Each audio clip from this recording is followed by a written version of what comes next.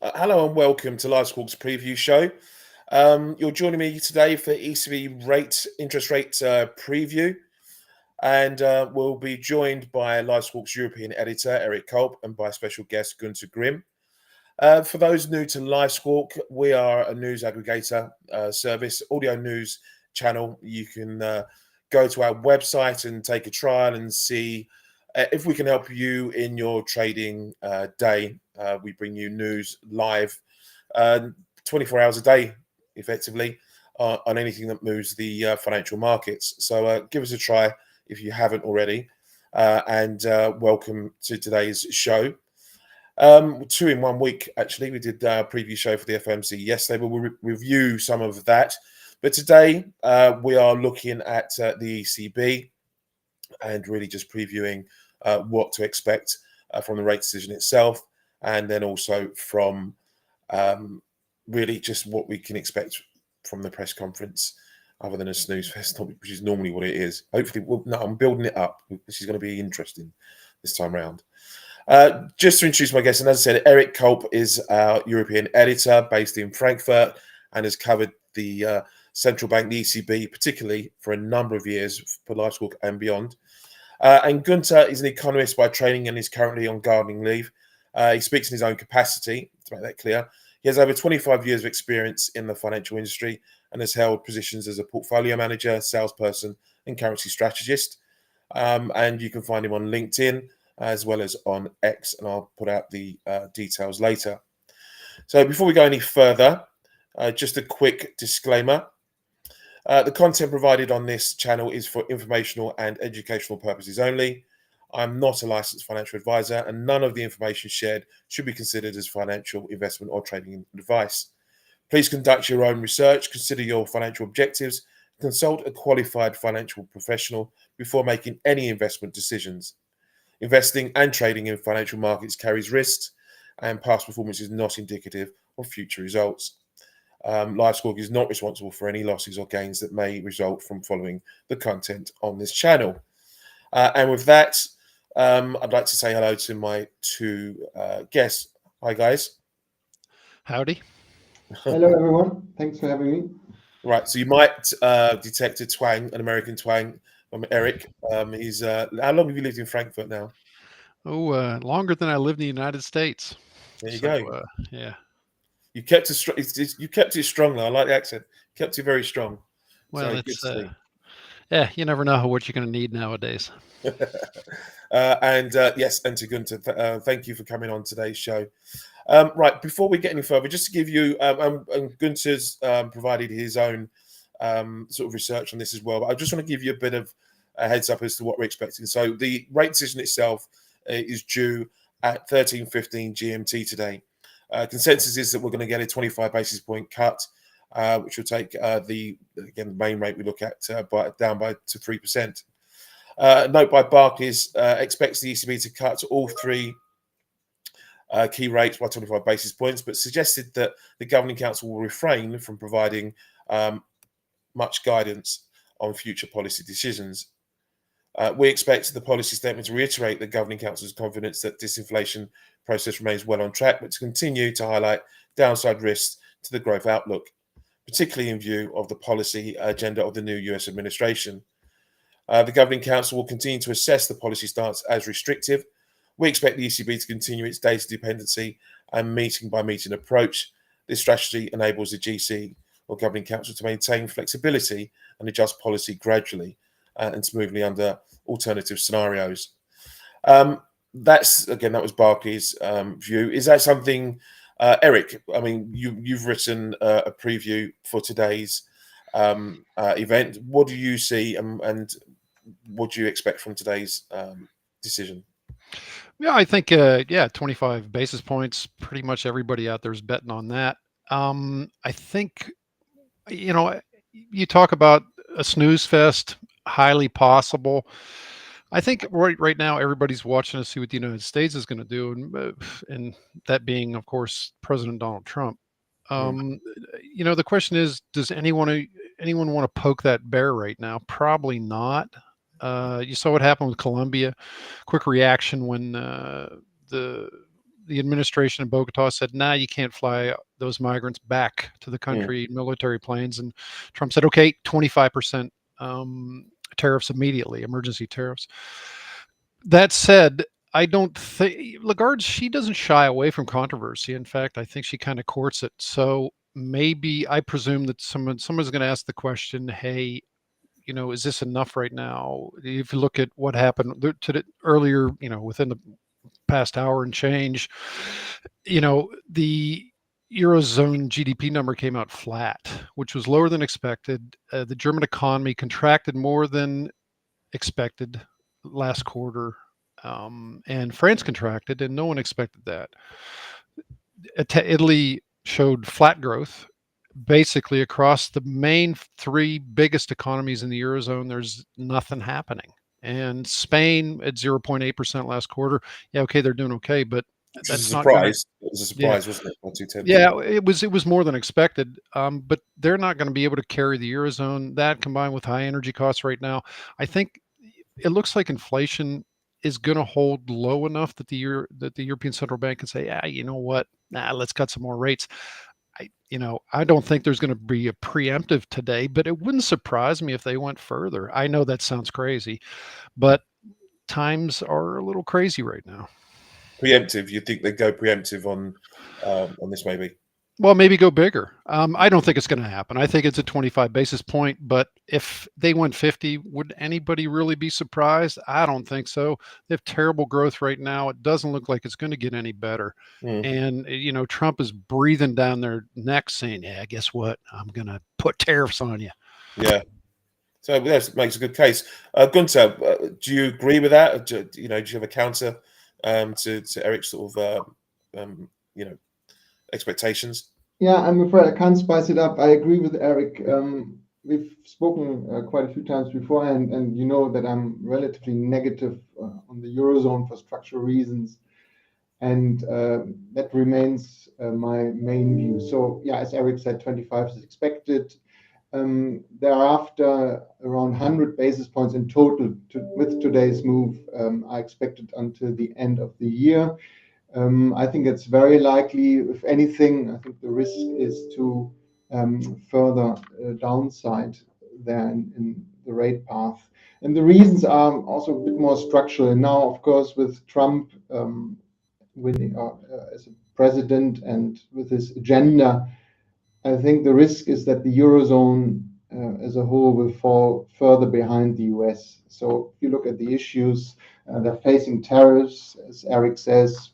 Maybe the silver lining is the Europeans buy more LNG to head that off. I don't know how likely that is, how much more they can buy, or if there are other areas where they can try to reduce the trade deficit. But ideally, Trump wants European companies to invest in the US and not just export to the US. So from that perspective, I can't see FDI going in the Eurozone's direction, but rather into the US. You have political uncertainty, especially in Germany.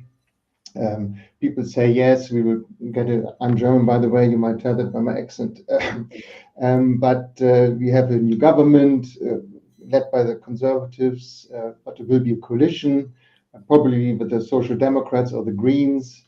And I think it will be more of the same, but not like a Trump-like response.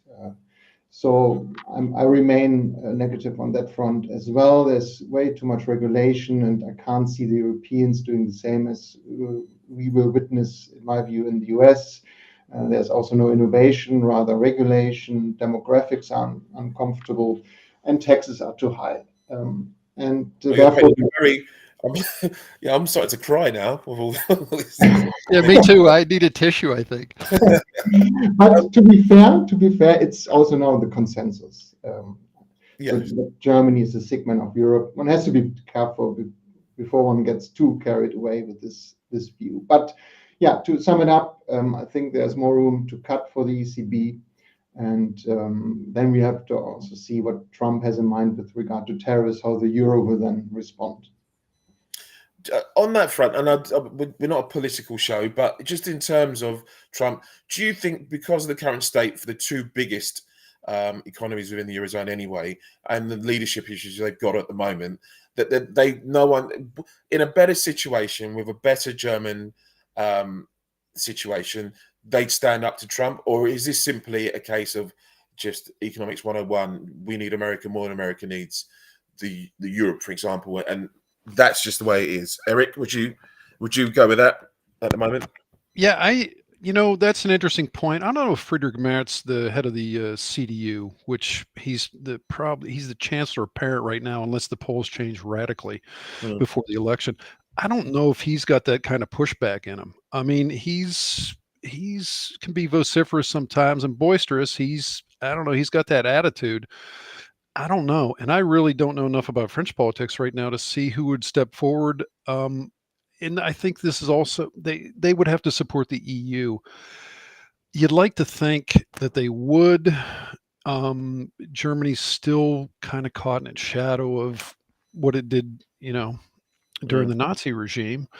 I don't know, though. The economy is really an issue right now. I think Gunter made a good point about buying U.S. LNG. With gas prices, they're pretty high right now. I think they, I saw a headline recently about how high they are. And if you want to make the United States in the form of President Donald Trump happy, you appease. And buying more LNG might do that. As per whether or not the Europeans can stick together enough right now to push back on the U.S., it's hard to tell. Yeah, Gunther? Yeah, Eric mentioned a good point.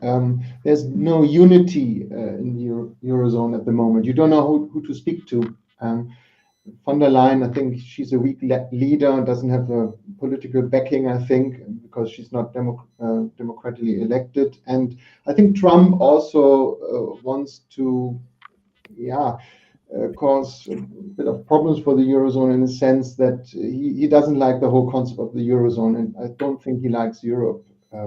So maybe he will then try to negotiate with leaders like Meloni in Italy and maybe Merz in Germany. In France, you don't know really who to talk to and how that will change. So it's not a great starting point for the Eurozone, I think. So, okay, so we're looking at a glum picture. So we widen this out now to say even the first half of this year. Do you see, I mean, we're looking for more cuts down the line then, and this, I wouldn't call it a race to the bottom, but an issue for the Europeans that they'll want to try and get ahead of the curve, so to speak, with the problems they've got. As Eric suggested, they could even take that step to, it wouldn't be beyond the realms for them to go 50 today maybe, or to at least message a more dovish stance than we've had before. Again, if you, Gunther. Yeah, I think the ECB is inherently dovish, and I always say half jokingly, but also half seriously. The ECB has two mandates. One is price stability, and the second one is to keep the Eurozone together. We've seen that during the great financial crisis. And given the problems the Eurozone faces, in my view, it's not an optimal currency area, and we can talk about hours about that, why that is. But I think it's not, and therefore the ECB has to kind of hold it together. It starts with the bond market, with the local bond markets, and sorry, the phone is ringing. And therefore, they have a tough job at hand, and it will be dovish.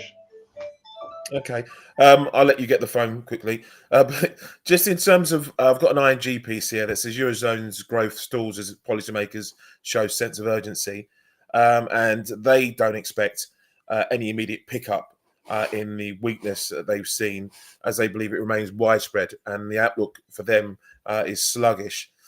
So again, I don't think there's a lot of people out there really overly enthused about the outlook for the European economy as a whole, and I guess that gives an upper hand to the incoming administration now, the Trump administration, in terms of his ability. And I don't want to use the word bully, because it's trade. This is about trade and doing the best for your country. But in terms of, he has the upper hand and all the leverage, I guess, at the moment, in terms of the trade element. also with the pressure from Asia and from China particularly in terms of the auto sector and the EVs that's besieging the likes of BMW and or maybe less BMW, but likes of the large German sort of car makers. I want to start looking now a bit more. Then we've covered the growth to a degree. I want to turn to the US and to take a look firstly at last night's FOMC decision, and then we've got GDP data coming up today as well, which is that we think will slow. I think to 2.7 from 3.1%. Gunther, what are your views on last night's decision and with the health of the US economy in that respect? Yeah, thanks. Yeah, it was an interesting one. Everybody was expecting a kind of a snooze fest, but it turned out to be a bit volatile, and the reason for that is also a bit strange. So basically, they changed the inflation language a bit, and that led to a bit of a sell-off in bonds, yields higher, stocks suffered. But then he toned that down. But in after all, I think it was slightly more hawkish than the market was expecting. I think they are also in the dark as everybody else is. I mean, at least personally, I don't know what happens to the new policies from Trump. Will it be inflationary? Will it be stagflationary? What I noticed though is, and maybe Harry, you can share the chart, that after Trump's election, basically, you saw. I can show it here maybe quickly. If you want to share your screen. Yeah, I share my screen now. So we saw in the US after Trump's election victory, we saw an increase in real rates, but then, and then we saw a decline in real yields, which was, here it is. Yeah.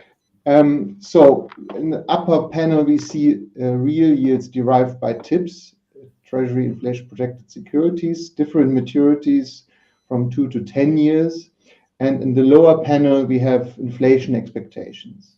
Right. So from November onwards, when Trump was elected, we saw an increase in real yields in general, but then now a decline, especially at the short end. And that the reason behind that, of course, is inflation expectations have increased at the short end. And that struck me when I updated these charts. And I was wondering, why is that? Trump wins, you would have maybe thought real growth expectations should increase given tax cuts and deregulation and what have you.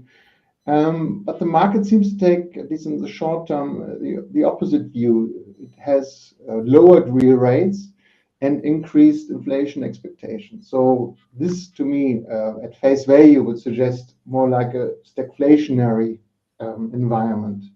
And also what I noticed is that the 10s yield curve, so 10-year yield minus 2-year yields, they're flattened again. We've seen a pretty sharp steepening in the last couple of weeks, months, but now that has reversed a bit. Just to explain to the audience, that is generally a good indication of the market's perception of growth and the health of the US economy. Yeah, exactly. Right. So just looking a bit, I guess, at the broader, again, you have other sort of material there as well. But looking then towards staying with the US and the health of the US, we'll have PCE data today. That's the quarterly look, but we want to look at again Friday's PCE data, and particularly the PCE deflator core PCE. What are your views in terms of what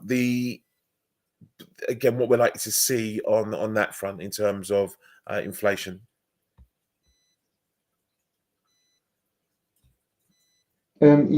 So I don't have my own model. I just read a lot, and the Fed watcher Nick Timmermans, what he does is he compiles the forecasts. And yeah, I saw this yesterday. The PCE one is an easier one to forecast if you are quantitatively driven, because you have the CPI already and import prices and the PPI, and from that you can derive most of the PCE components and come up with this forecast. So I would expect not a big surprise tomorrow. So according to his calculations, he expects a month-on-month increase of 0.18%. That gives annualized 2.2. 0.17 would be the rate Waller mentioned. That would get you to 2%. And PCE, just as a reminder, is the measure the Fed follows. So it would get us close to 2%, but of course the Fed wants to see a few more of these kind of prints, ideally. But looking more forward, I see up and downside risks, of course, as every economist, a two-handed economist would say. On the downside, I do expect, if it wasn't for tariffs and Trump, I would expect the labor market to soften because I think the economy is slowing down a bit. This AI revolution should be deflationary. Isn't that an embedded? Isn't that a longer term situation? I mean, yeah, but something I think the Fed should look at. But you're right; it's more longer term, correct?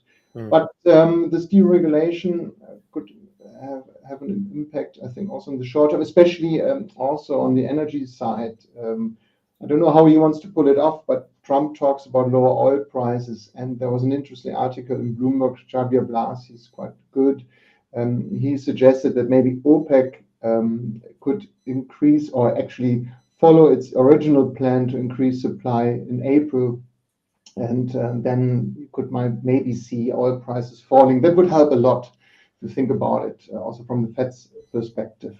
Yeah, but and rental inflation. This is a self-serving body. So would you see OPEC kowtowing to President Trump so quickly?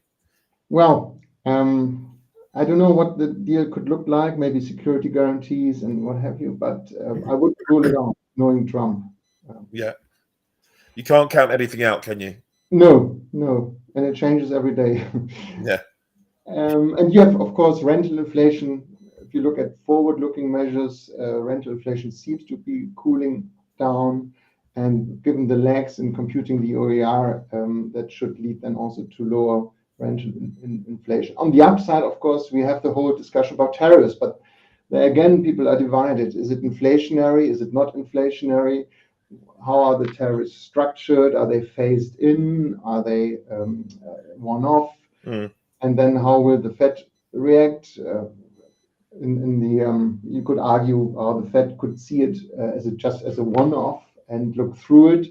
Others say, well, given that inflation expectations are already on the high side, if you then don't react as a central bank, you would then therefore manifest these higher inflation expectations and end up with higher inflation overall going forward. So that's the risk. But to be honest, I don't have a strong view what he will do.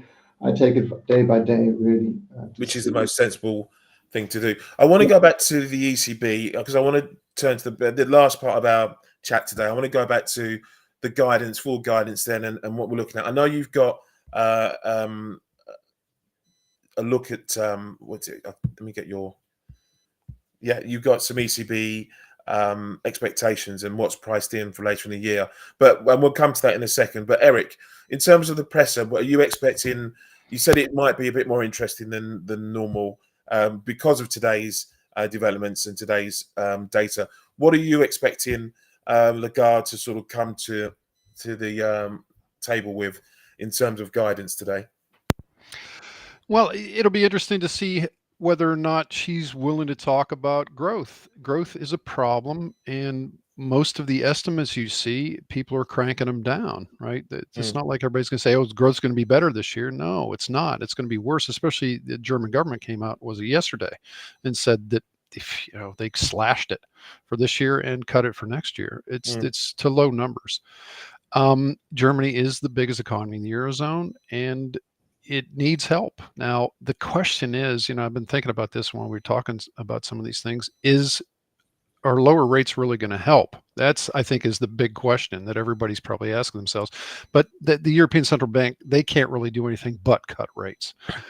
That's the only tool they have to their. That's it. That's all they can really do, right. At least at the moment. And I think because I'm sure Lagarde causes really headaches within the European Central Bank Governing Council, because she'll go right off script. And we see it all the time. We all kind of scratch our heads because the bank is trying to send one message, then she sends something else, and then there's a bunch of backtracking, and oh well, it's actually here's what she meant.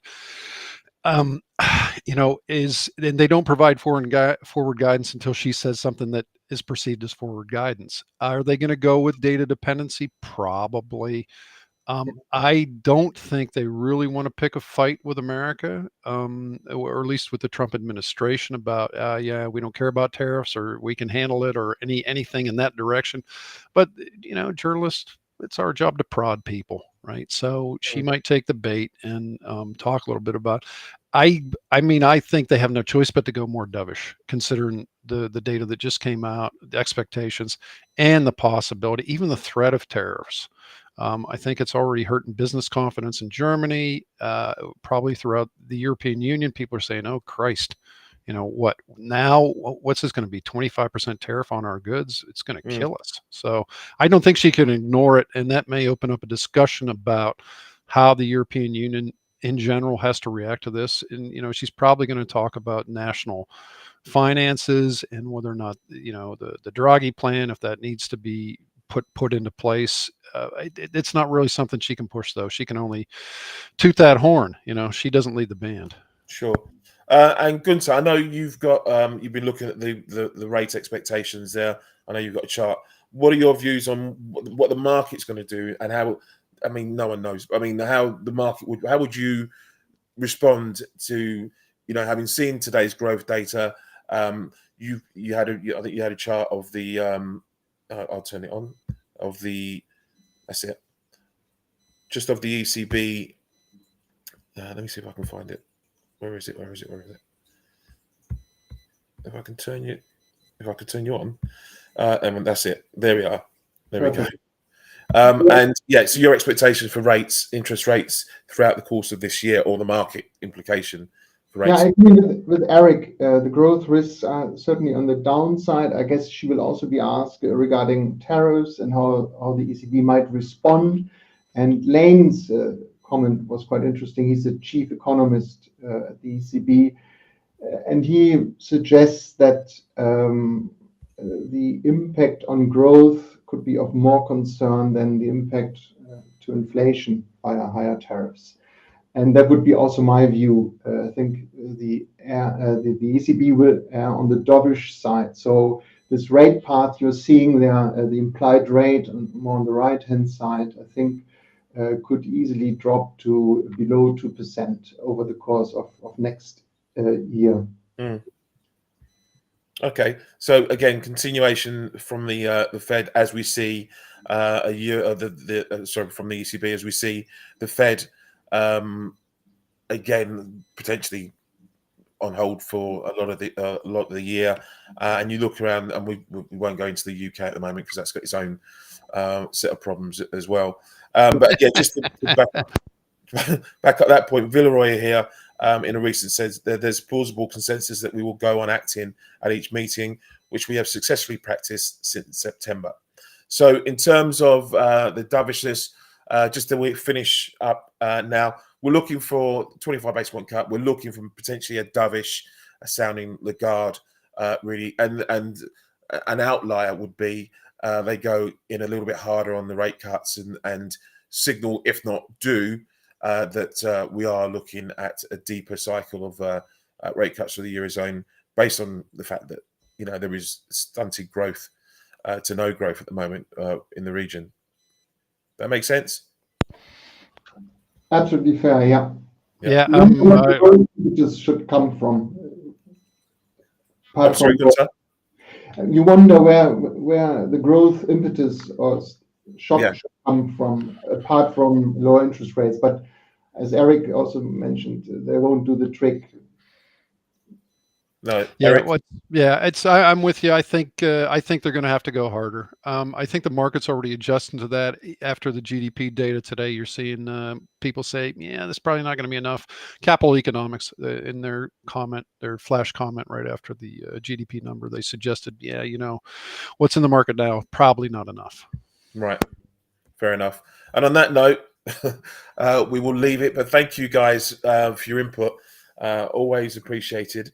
And Gunther, I'll put out your details for anyone who wants to get him all your sage words. And Eric, we'll wait your write-up following today's press conference of the ECB rate decision. But thank you both for coming on the show. Guys, everyone else, thank you for listening. Good luck today. The interest rate announcement is coming up again in a couple of hours' time, and the press conference was it half hour later. So just keep an ear out for that. And in between that, we've got US GDP data to contend with as well. So enough for those intraday traders to get their teeth into and trade around. So good luck, and thank you again for listening. We'll see you on the next one. Thank you. Thanks for having me. Cheers, guys. Bye. Bye.